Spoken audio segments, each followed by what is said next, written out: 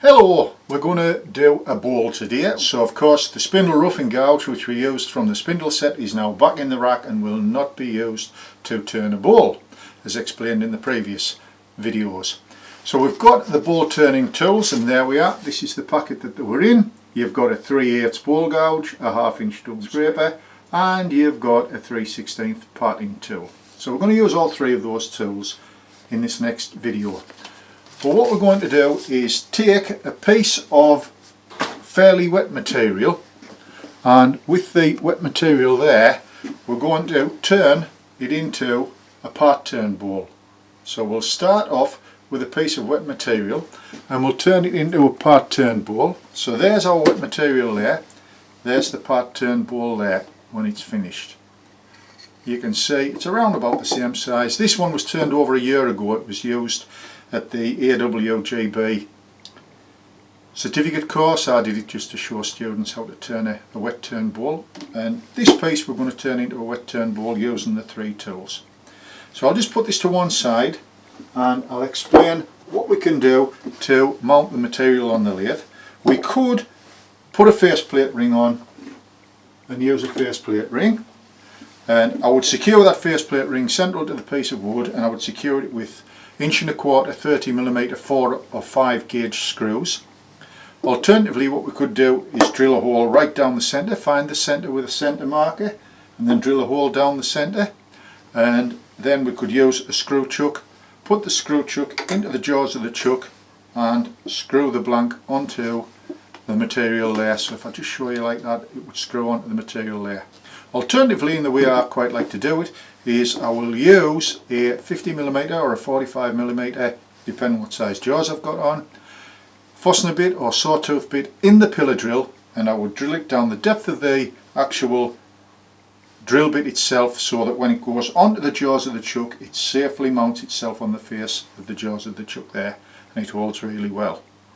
So we take the material, there it is with the hole drilled in the centre there, and we place the material onto the jaws of the chuck, and I'll just open up the jaws on here with the tummy bar until the actual material is held nice and firm. Now what I could do is bring the tailstock up for some added support, but I don't think I'm going to need it. I think I'll be okay with that. So I'll take off the whiteboard that we've got here, and then I'll put a shorter piece in there so that you can see the turning better from above. If I show you from above, the actual whiteboard does help to be able to profile the turning. Okay, so what we could do is bring the tailstock up and secure the material there and put that onto there, and that's actually going to help to be able to see the profile of the material. So I'm going to spin it first by hand and make sure it's not catching, that it's at its closest point there. It's around about 6mm, so that's its closest point. The tool rest itself is actually set, when I get down here and I look across here, the height of there, if I took a ruler straight through the tool rest, what we've got is we've got about 6mm below the quill, 1/4 inch below the quill there, and that's good to go for the turning. So the speed, what we want to do is turn the speed right the way down, and we always start at the slowest speed and then increase our speed gradually until it's safe to turn. So here we are, this is the bowl gouge straight out of the packet, and this one, it is the 3/8 bowl gouge. So there's the grind there. I'm just going to lift that up as close as I can for you to see. Straight out of the packet there, and there's your grind on there for the traditional bowl gouge. I've got the speed on there, the speed's turned all the way down slow. Twist the stop, start up, there we've got the slow speed. I'm going to take it up to about 1500 there. The tool is locked into my side, it's locked into my side like that, and I've got the tool on there, thumb on here, fingers underneath, so it's an underhand grip. What I haven't got is my finger underneath the tool rest like that. If I show you from above, there's my thumb and fingers there from above. I'm just going to travel across there, got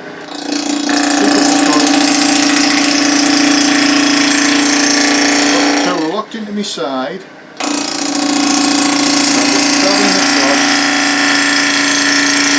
under the side, locked into the side,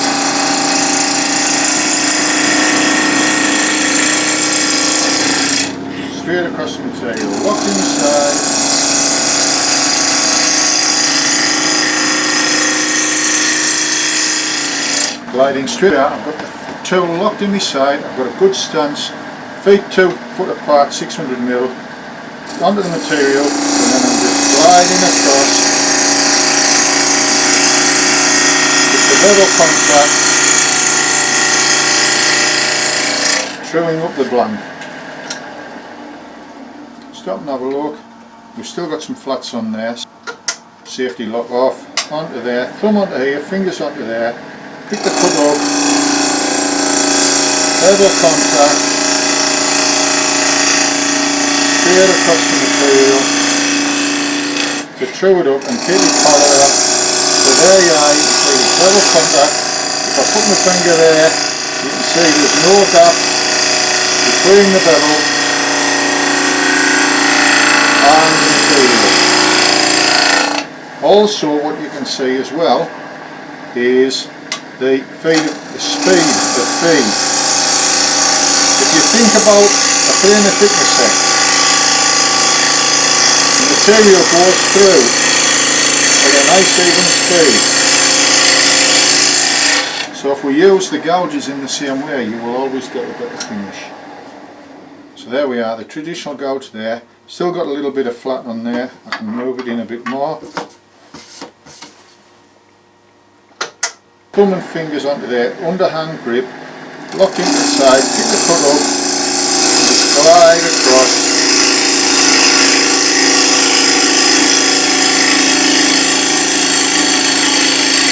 Nice even flow. Tool in the machining. This sycamore isn't actually soaking wet. There's not a lot of moisture coming off it. And I can just run that across there.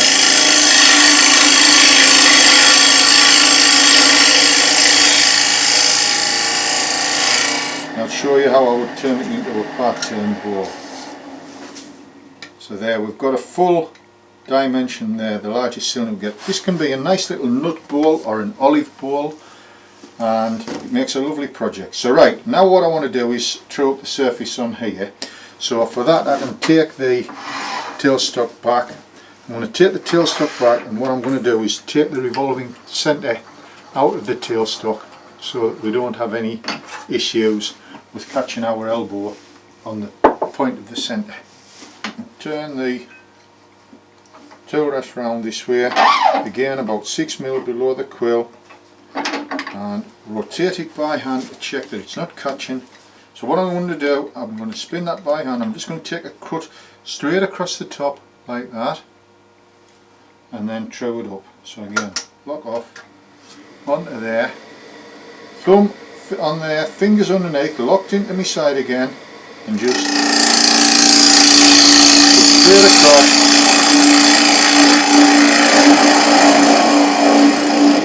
into the centre to start truing it up. Locked into my side, straight across, level rubbing,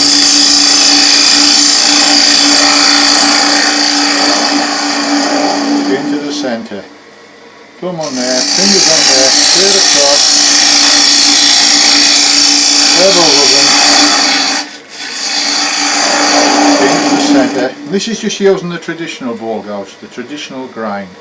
So there we've got the traditional grind bowl gouge, and I've used it to true up the material, and I've also started to true up the surface. There's a little bit on there that needs to be trued up.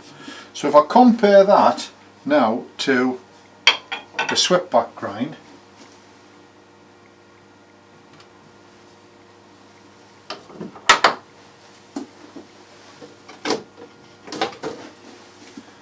if I show you from above, so there's your traditional grind on there, and next to that what I'm going to do is show you the swept back grind. So there, if we look at the swept back grind on the angle, it's ground farther back like that, and I get that through protruding it on the tool rest 75mm. So now I'm going to use the swept back grind and show you how we can use that to do a draw cut.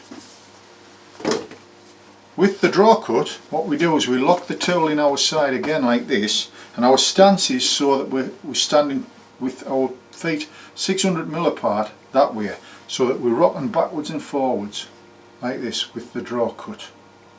get the material running. You go into the centre there and you just draw back and draw back using the bottom third of the wing. Now I could go forward and then back. I'm just leaning back, tool locked into the side and then forward.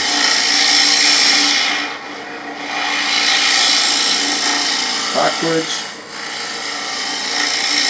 and then forwards, dancing with the wood.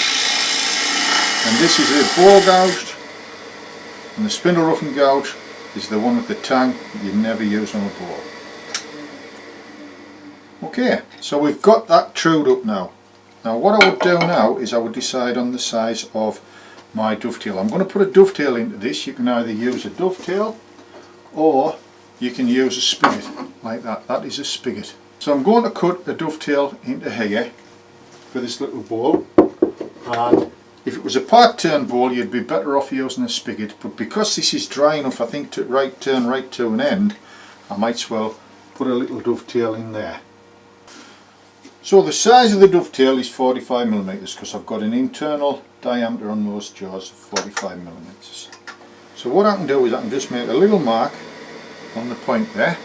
So we'll measure 45mm, so there's your centre on there, and if we measure on here 22.5 on there, there's 22.5, that's your 45mm dovetail. So we can double check that that's 45mm on there, and it is. So then we can go on to the parting tool. So using the parting tool, we'll use the one that's in the ball turning kit, and you can see it's got the wax on it there. I'll just take the wax off there, and then we'll use that parting tool just to be able to cut a little dovetail about 3mm, 1/8 of an inch deep in to the bottom of the ball. So we set it up again into there. Now the tool rest is a little high, so I'm going to have to drop it down a little bit so that we're at an angle of about 30 degrees when we're on the centre there to cut the material. So we set that up onto there. I'll leave the pencil line on and I'll just go in about 3mm, 1/8 of an inch.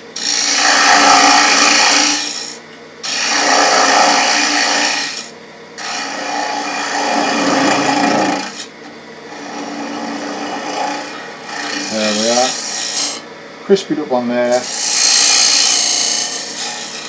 and that's it. Now these are good practice balls, these little nut balls, utilitarian balls, and what I'll do now is I'll turn the tool rest around about 45 degrees, so that the tool rest is about 45 degrees to there. And then what I'm going to do is I'm going to make a mark between them. I'm going to make 4 marks with the pencil, divided into quarters. So I'll divide it into half to start with, then I'll divide it into quarter, 3/4.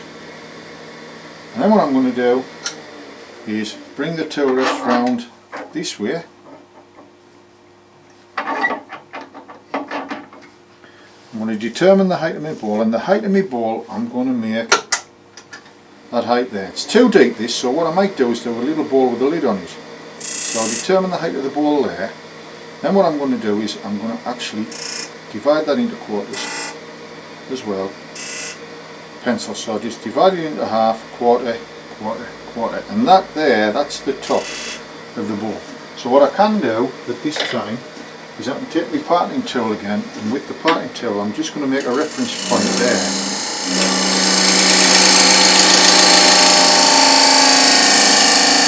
That is the top of the ball.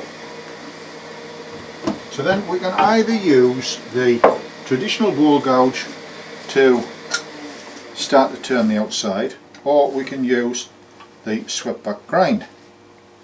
My suggestion is buy yourself one of each. Have one traditional and one swept back. So there we are, thumb on there, fingers underneath there, and all I'm going to do is go around from there to there. Again, bite-sized chunks like we did with the actual spindle. Thumb on there, fingers on there, pick the cut up there, round, and I'm just arcing my body round. If you can imagine, in between there and there, or in between there and there, what I've got is an imaginary piece of wood. And that's stopping me from pulling my arm in like that because it's a body movement. So I'm picking the cut up there, there's the cut on the line, I'm going round to the next line. And as you can see, it's actually laying the fibres down on there, and they're quite shiny. The fibres are laying down beautifully if we look at that from above, and it's quite shiny under there. There's a little bit of torn grain there. Now what we can do is we can do a draw cut with this one. So we start that again. Overhand grip this time. I put my thumb down near the handle.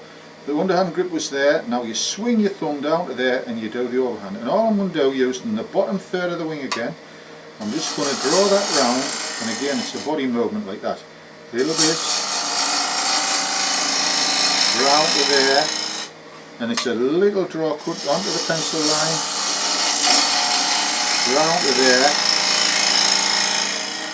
But you will, for your final cut, if I move that into there and show you, you'll get, it's still a pretty clean cut on there, but it's left a couple of little ridges. So what you want to do is take your bowl gouge there, put that onto there, level contact right the way around. It's a body movement, and that's really laying the fibres down nice to that pencil line there.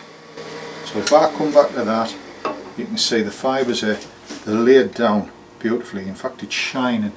You can see the grain is shining down there, shining from there. And that's a lovely cut using the traditional gouge round. And before, what I was doing was I had the overhand grip and I was doing the draw cut round like that, again using the bottom third of the wing. Now on most tools what you'll find is you've got either 10 o'clock or 2 o'clock. So if you point that 2 o'clock there, you'll see that that is pointing to 12. So if I turn that round to there, it's now 2 o'clock. If I bring it round to here, it's now 10 o'clock. So most times the tool is at 10 o'clock or 2 o'clock at an angle of about 30 to 40 degrees. So there we are, we've got that laid down onto there. So now I'm just going to continue and finish the curve. So again, locking the tool in my hand, I'll go back to the draw cut, and I'll use the draw cut again just to show you the draw cut again. So it's locked into my side, and I'm just working around this way like that, creating this curve. I can go backwards and forwards to there. Again, that's my base there. I had to detach the audio at this point because my compressor in the workshop kicked in. But what I'm doing is I'm just doing the final cut with the traditional ground bowl gouge. What I have done though is I've sharpened it because I always like to sharpen it for the final cut, and then it lays the fibres down lovely and smooth, and it just gives a nice flowing curve. It's a nice little nut bowl or an olive bowl. So that was the shot from the distance. What I'm going to do is show you it again from above, and then thumb onto there, fingers onto there. I just want to get like a little curve into the bottom there. There.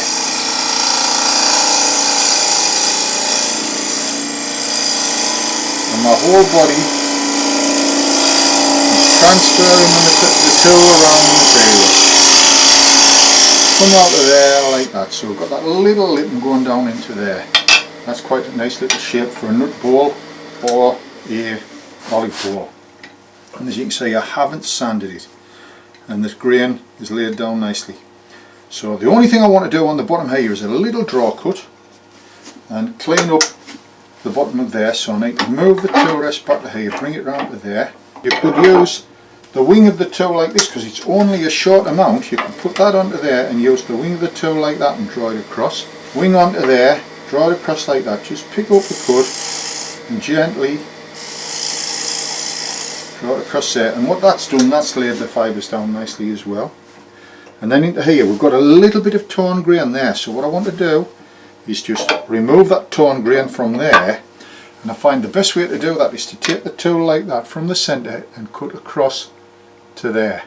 That point there, can you see, just on the centre, because the torn grain was just in there like that. I'm going to pick the cut up here again, using the bottom third of the bevel, put into there, and then round over just to blend that into there. And that should have laid the fibres down. It has. There's no torn grain in the fibres there at all. So because it's a nut bowl or an olive bowl, you don't want any fancy little lines or anything like that, because that's where bacteria can harbour. We just want a little bowl we can use on a daily basis, wash out with warm soapy water, not the dishwasher, and I can keep my nuts or my olives or my little cubes of cheese in there and use it for a utilitarian bowl.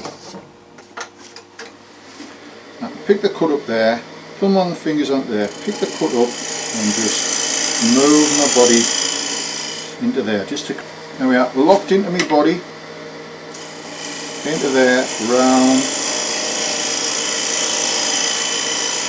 to create that little curve. And that's a nice curve going into there that has been created, and we're not sanding.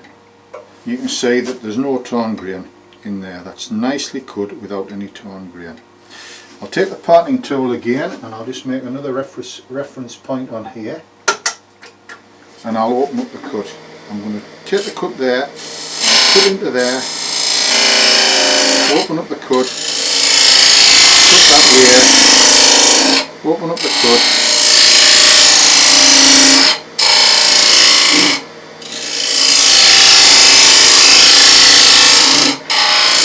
now what I'm going to do, I'm actually going to use the parting tool with the spindle gouge. Finger out in front of the tool like that, so that I'm doing an arcing cut into the wood like that, just to part off the material, because I want to keep that lid to make a lid for the bowl. So we've got an arcing cut there. I'm going to open the cut up this side and then open the cut up there.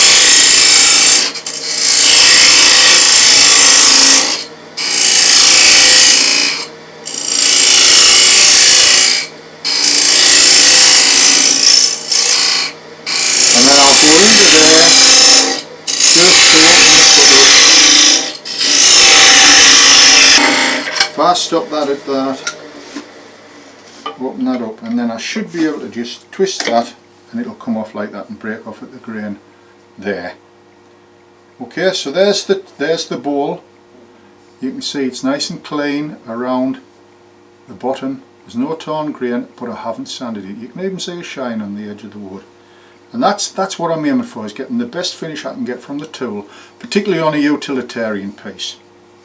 Okay, so take that down into there, and then that can go into there, and that is your optimum size on there. When I open that up, those jaws are only open about 2 mil, and that's your optimum size on there. So when I spin that, that's running lovely and true. So now what we can do is take the long swept back grind, and I can just take the button off there,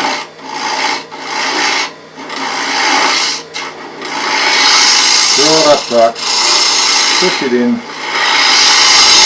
back and forth. So that's your overhand grip with your swept back grind, tool locked firmly into the side. And there's the traditional finger pointing out in line with the flute. Pick the cut up there and just lean in,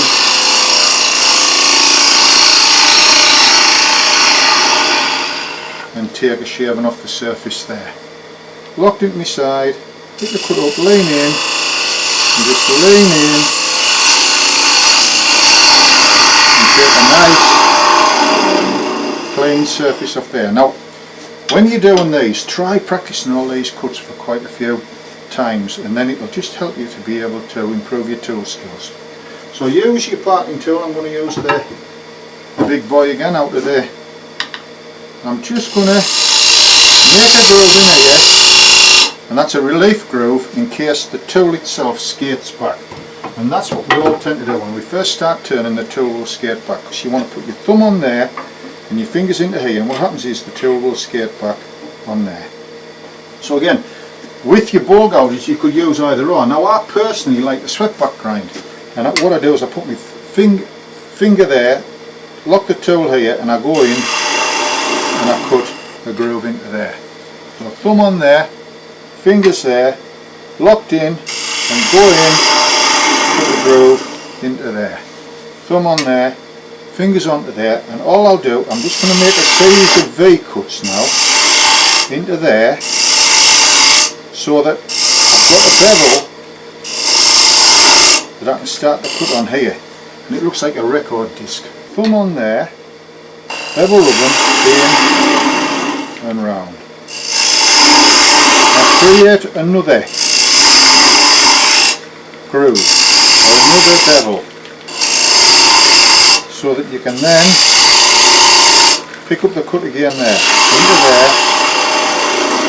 Now you can do it with your traditional, you can do exactly the same with your traditional there. I've got the traditional there, put round. Again, I like to point my finger in line with the flute.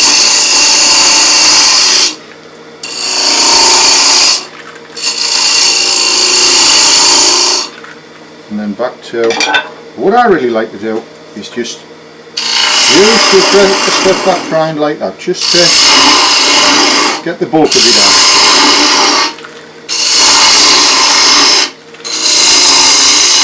So we're taking the bulk out with the swept back grind.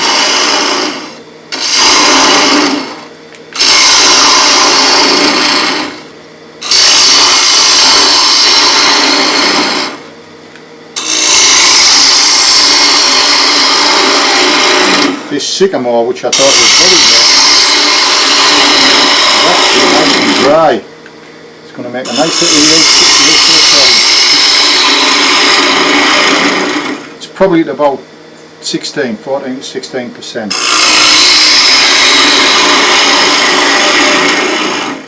Don't forget you've got here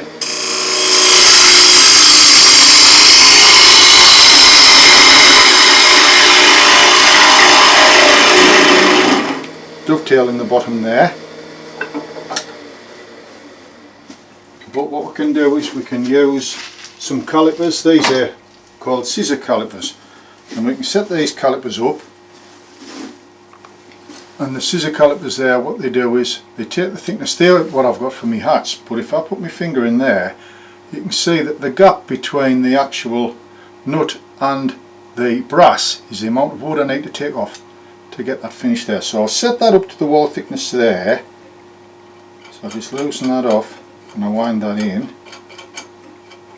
to that wall thickness, and I think that wall thickness will be around about 3/8 of an inch, 10mm. Soon see. Yeah, about 3/8 of an inch, 10mm. We want that to be about 6mm. So if I just wind that out here down to about 6mm, that's about there. So then I can lock that onto there, and that's my wall thickness there, which will be fine for a utilitarian piece. So I'll just put my calipers back over here, back onto me 3/8 swept back grind, thumb onto there and round to there to pick the cut up and go in, and I'm moving my whole body round to be able to get the cut right the way down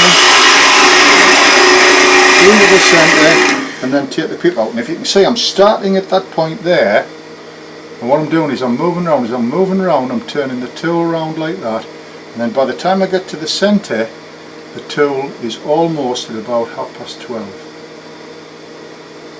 And again, I find the best tool to get the finish, the final finish, is with your ball gouge. And what I generally do is I'll put a fresh edge on here for my finished cut. So I'm going to introduce it to the grinder now. This is the grinder over here. I'll set the camera up. So here we've got the grinder. I've got a grinding jig on here which I've had set to the distance for the ball gouge there. So the ball gouge rests onto this grinder. When I go into more detail about grinding, what I will do is I'll show you how to mark the actual bevels to make sure you get it right. For now, just for this purpose of this exercise, I want to just get a finished cut on there, so I'm literally just going to get the tool round once, twice, and I know that that's good to go, that's nice and sharp. Okay, you can probably see, put my hand on there, you can see the tool's nice and sharp, good to go. So what I'm going to do is I'm going to pick up the cut with the traditional grind. It is actually a nice smooth flowing curved cut that I've got from the swept-back grind there, but I want a nicer cut than that, so a sharp gouge, last cut is always the most important cut. Put that onto there, so I've got my thumb on there, I've got the cut on there, I'm picking the cut up there, we're going around, and for the purpose of the camera I'm just going to rest my hand on the top there, just to be able to flow down into the centre and take the tip out in the middle. Onto there. I would normally have my hand like this and go around, but I'm just going to rest my fingers on the top just to show you. So I'm picking the cut up there, right, I'm just going to put my hand down there, picking the cut up there, the bevels into there, just till I get in the bottom to clean the cut up. Body shot, I'm laying around here, I'm picking the cut up here, I'm taking my whole body round there, carefully coming round into there, so I'm not bottoming out on the board, and there we go, into there. And that's done with the bowl gouge. Hope you enjoyed that and it's helped you to get started with your bowl turning. Again, my suggestion is get yourself a friendly tree surgeon, cut yourself up some 150mm 6" by say 3" deep blanks, do 100 and just part turn them, get used to using the gouges and get used to the feel of the tool and everything like that. Have fun, stay safe, look at all your safety instructions and always make sure you've got your safety equipment on, your glasses, your smock, your boots, and enjoy. See you later.